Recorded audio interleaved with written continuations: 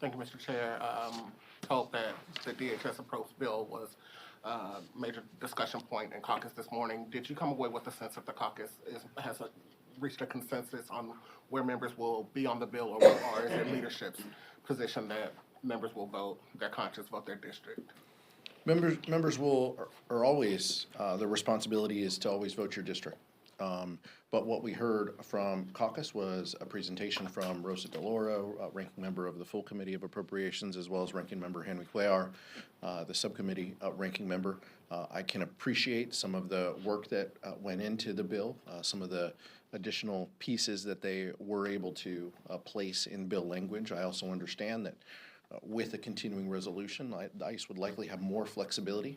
But what we heard overwhelmingly was our members, and in the last 24 hours, we've heard our members speak loudly that ICE isn't doing enough. These reforms aren't enough. Their lawlessness has to stop, and they are only doing this because they can.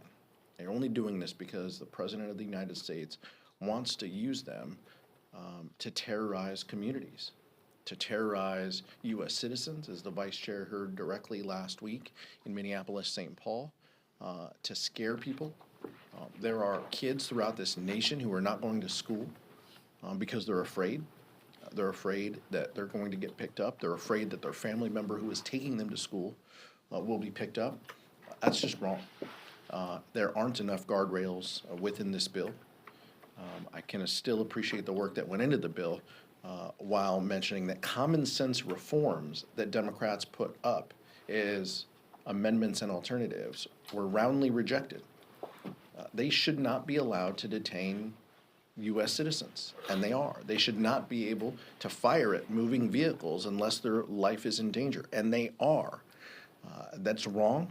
The caucus has concerns about it, and I don't think we're going to have true accountability until Democrats are in charge. Our Republican colleagues don't seem willing or able right now to offer the level of oversight and critique of that agency that also, by the way, funds things that we support. TSA, FEMA, those are important.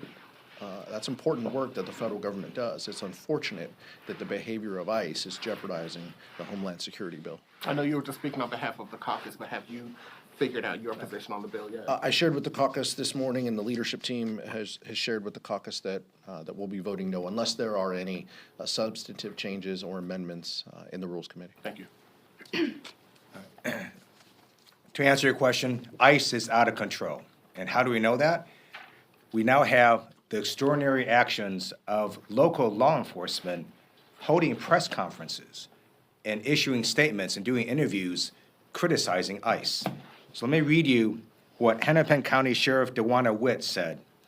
Quote, "I am seeing and hearing about people in Hennepin County stopped, questioned, and harassed solely because of the color of their skin," Witt said.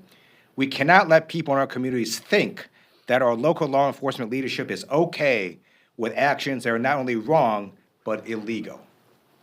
Brooklyn Park Police Chief Mark Bruley, in a press conference, said, "In an attempt to record the incident, the phone was knocked out of her hands, preventing her from recording it. The officers had their guns drawn, and after the officer became so concerned, they were forced to identify themselves as a Brooklyn Park police officer." So now you have ICE agents going ahead and taking illegal actions against local law enforcement officers. And the American people know ICE is out of control because multiple polls now show that ICE is underwater. Their approval and disapproval ratings have flipped since the beginning of this year.